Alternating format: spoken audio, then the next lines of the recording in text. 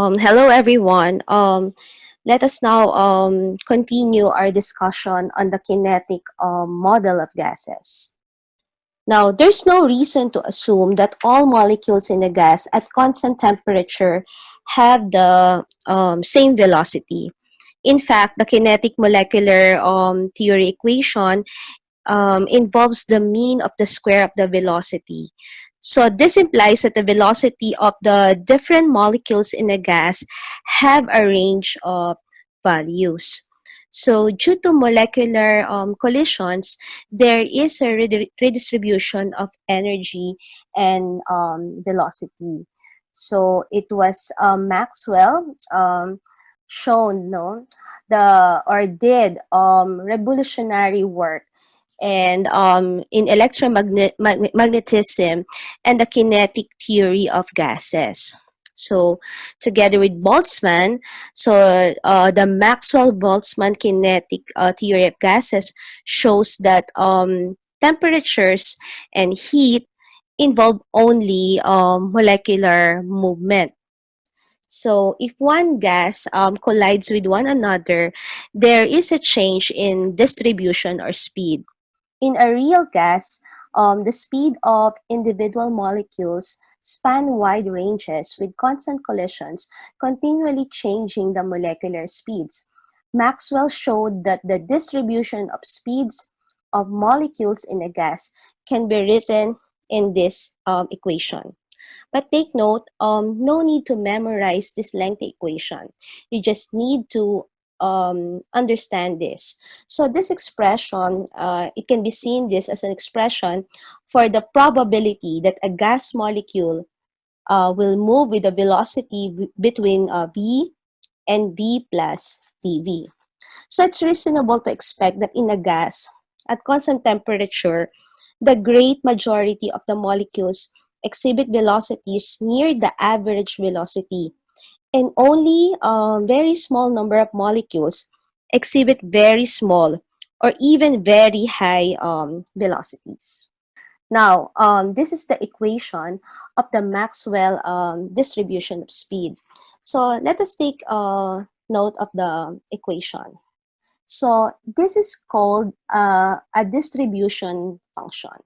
So actually, it has three parts. So we have the v squared here, which is one of the variable, an exponential term here, and a constant. So due to the equal probability of finding molecules in the range between v and dv, so the exponential term, Boltzmann factor, is an important in statistical treatment of system. So this plot, the plot of this equation, so you could see here, if you plot this frequency, if you combine these two, the frequency and this exponential term, you will come up with this curve. So the plot of this equation is a bell-shaped or Gaussian curve which features a maximum in the middle of the curve and an exponential decay curve on both sides of the peak. So take note that the curve is not really symmetrical. So in some, it could be expressed as distribution of molecular speed, or what we call frequency in the y-axis versus speed. So this is called a distribution function that is dependent on the mass and temperature of the gas. So what can we say about this curve? So the height of the curve, this part, is directly proportional with the number of molecules with speed nearing velocity, or nearing molecular speed.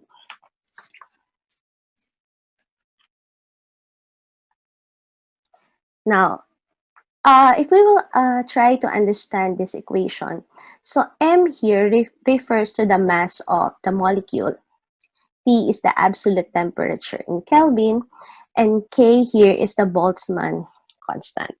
So as I mentioned, you don't need to memorize the equation.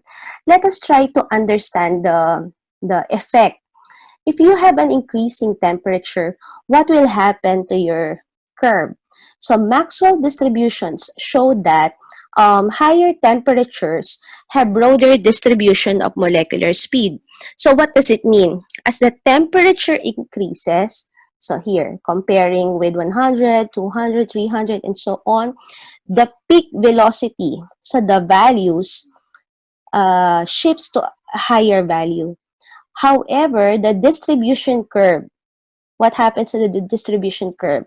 This become larger, or it broadens since the range of the possible velocities increases. So meaning the probability on the range of the possible velocities where molecules can be found is much higher compared with lower temperature. Though the peak is higher, but the curve is smaller compared with higher temperature. Now, what is the effect if you have lighter or heavier molecule? So lighter molecule, so in the case of helium, so they have, in the case of helium, this one, the blue one, they have a broader distribution of speeds than heavier molecules. So as the molecule becomes heavier, it encompasses a smaller range. So the curve becomes narrow and the peak velocity is shifted to lower values. So it means that the possible values of the velocities now encompasses a smaller range. So the curve becomes narrow. So thus the probability of each value in this narrow range becomes higher and the maximum value of the function increases. Now, the Maxwell-Boltzmann distribution can be used to determine the distribution of the kinetic energy for a set of molecules. So the distribution of kinetic energy is identical to the distribution of the speeds for a certain gas at any temperature. So recall that in previous lecture, we solved for the root mean square speed. But now there's another expression, which is in the case of most probable speed and average speed. Now, in a typical Gaussian curve, so the Maxwell speed distribution function, V versus f of B versus molecular speed, you could see that if the peak here refers to the most probable speed, so this is the mean speed and this is the root mean square speed. So it always follows that for gases, root mean square speed is much higher compared with mean speed and compared with most probable speed. So the starting equation here is the Maxwell distribution. And then you will consider it here the C1 as this term, C1, and then C2 is this term in terms of f of B. And where is your V here? In terms of V squared. So,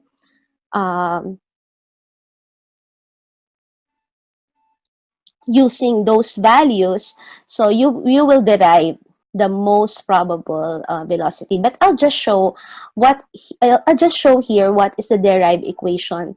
So in the previous slide, the most probable speed or velocity is the peak in the distribution curve for molecular velocities. It can be evaluated by differentiating, as I mentioned, the Maxwell-Boltzmann distribution function with respect to velocity and equating the derivative to zero. So the derived expression for most probable speed is square root of 2RT over capital M, where M here is your molar mass. So let us proceed with average speed or velocity. So the average mean velocity can be obtained from the Maxwell-Boltzmann distribution by applying the law of averages here and performing the integration between limits 0 and infinity. So upon derivation, the formula for the average velocity is square root of 8RT over pi m. So consider a tank. So let us try to solve one problem. Consider a tank containing CO2 molecules at 25 degrees Celsius. Calculate the following velocities. So A is the root mean square velocity. B is the most probable velocity. C is the mean velocity. So based on the previous equations, root mean square speed is equal to square root of 3RT over molar mass. So take note, 3, the value of R here that we'll be using. So just put the required units or SI units to show cancellation of units. 8.314 joule per mole Kelvin, 298.15 Kelvin, and then 44. So instead of gram per mole, we will convert this to kilogram. 44 times 10 to the negative 3. So the root mean square speed is 411 meter per second. Now, in other references, it is symbolized as MP or P. Most probable speed is equivalent to square root of 2RT over M. So we will be getting 335 meter per second. And the average speed is the square root of 8RT over pi molar mass. So substituting, so we will be getting 379 meter per second. Now, in molecular collisions, one of the postulates of kinetic molecular theory, so it states that gas molecules collide with each other. So through the model presented by the theory, it is possible to calculate the number of intermolecular collisions per unit time. So also the total number of collisions per unit volume, per unit time, and the distance traveled by the molecule in between collisions. So that's what we are doing right now. So the kinetic molecular theory allows us to calculate the number of intermolecular collisions per unit time, the number of collisions per unit volume per unit time, and the distance traveled by the molecule in between collisions. Through this model, it's possible to calculate the number of intermolecular collisions per unit time. Now, one of the assumptions here are molecular collisions can be modeled by assuming molecules as rigid and hard spheres. So example, if we will be considering two types of molecules colliding A and B, so they are these are our assumptions. So they are hard spheres, no intermolecular force of attraction, and molecules bounce back after collision. So if this is the molecule A and B after collision, so upon collision diameter is this 1. So when molecules are within distance d, they are said to collide with one another.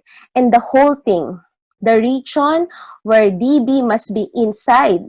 So dB must be inside within this range for collision to occur. So this is what we call the collision circumference. So in order to solve for the collision diameter, so this is equivalent to dA plus dB all over 2.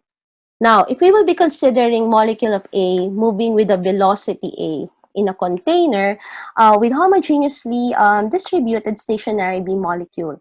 So in 1 second, if molecule A moves to a certain distance with its collision circumference, sweeping a cylindrical volume, so assuming that the volume would be expected to be cylindrical, the length swept per second is your average velocity in meter per second.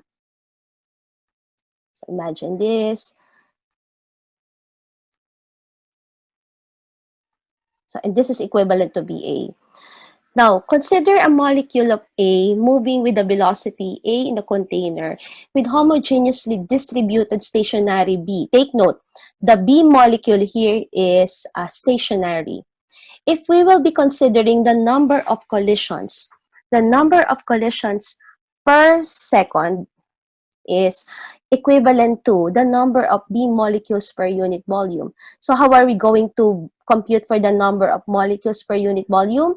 NB asterisk, the number of molecules of B, or NB star, all over B.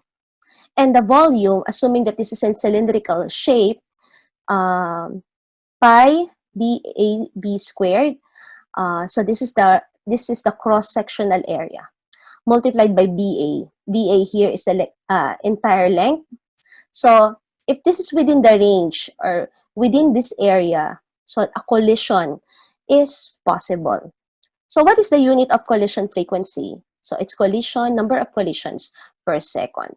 So again, to solve for the collision frequency, so this refers to the number of B molecules per unit volume and the volume swept per second.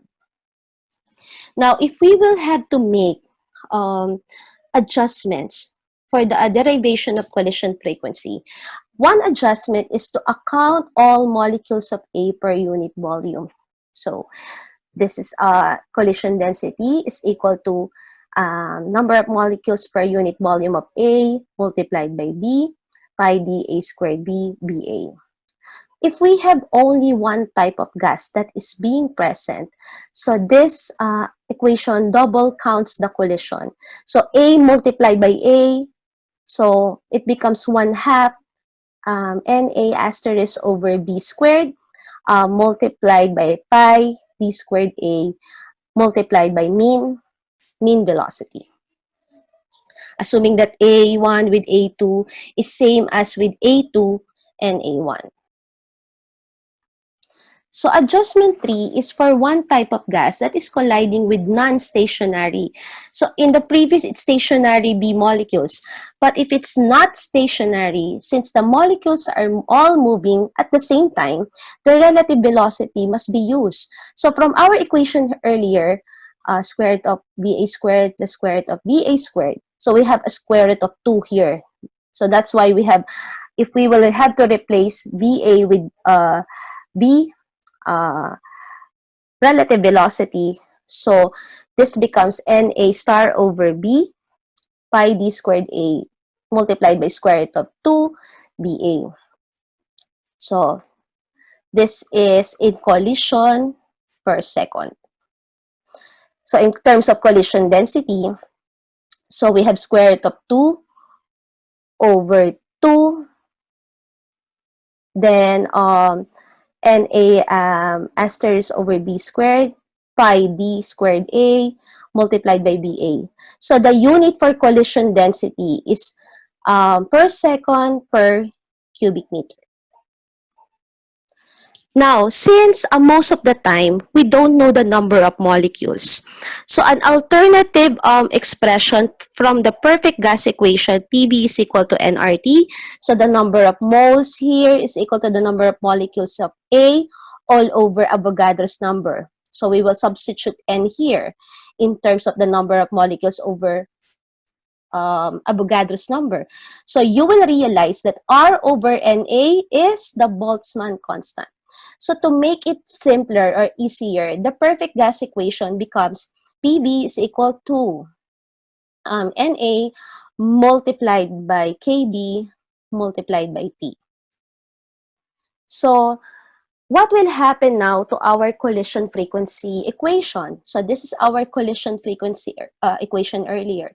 If we will substitute this by the perfect gas equation, the collision frequency, to simplify, this is square root of 2 P over Boltzmann constant T multiplied by pi D squared A mean velocity. So what is the relationship between collision frequency and pressure? So they are directly proportional. Now, let us try to solve one problem. So estimate the collision frequency and the collision density of O2 molecules at 25 degrees Celsius and 101.3 kPa. And the collision diameter is 2.4 times 10 to the negative 10. So the equation for the collision frequency is square root of 2 multiplied by P, Boltzmann constant times temperature, pi D squared AVA. So let us solve first the average velocity. So you're familiar with this, square root of 8RT over pi m. Take note the molar mass is in kilogram per mole. You would be getting BA equal to 444.1 meter per second. So substituting, so I substitute the units of Pascal into Newton per meter squared and Joule over K. So take note, what's the value of Boltzmann constant? 1.38 times 10 to the negative 3 Joule per Kelvin. So we would be getting collision frequency equal to 2.8 times 10 raised to 9. So what is the unit? Per second. So after solving for the collision frequency, to solve for the collision density, so this is equivalent to square root of 2 over 2 pi d squared A VA n over B. But to make it simpler, what's the equivalent of n over B? Since you don't know it, you will express this in terms of pressure. Pressure over Boltzmann constant times temperature. So the difference of the equation earlier to the collision density is square root of 2 over 2 pi d squared A VA and P over the product of KT squared. So take note the value is 3.4 times 10 raised to 34. So correct this unit. This is equivalent to S raised to negative 1, M raised to negative 3. So this is negative 3. Now another thing that we will be consider is the mean free path. So what is the mean free path? So this is the average distance that a molecule travels between collisions. So this refers to the distance that a molecule could travel or traverse before colliding it with one another. So going to this point, and to this point. So the average distance traveled by a gas molecule in 1 second is given by mean velocity. So during the span of 1 second, the number of collisions experienced by gas molecule is equivalent to the collision frequency. So what's the formula for mean free path? So this refers to distance over collision. So that's the relationship. If you have higher frequency, you have a lower distance. So the higher the frequency, the shorter distance that is being required. So if we will substitute the equation for the mean free path, so you know that volume is distance over time, and this is the formula for collisions. So substituting distance over time, and then this is collision. We will get the reciprocal of this to make this collisions per unit time. Okay, so the equation becomes B over square root of 2 NA asterisk pi d squared A. As I mentioned, to make it simpler, we will relate this to ideal gas equation. So substituting, the perfect gas equation is PB is equal to NA asterisk KB multiplied by T. So this whole thing, so you will substitute the value of B to this equation.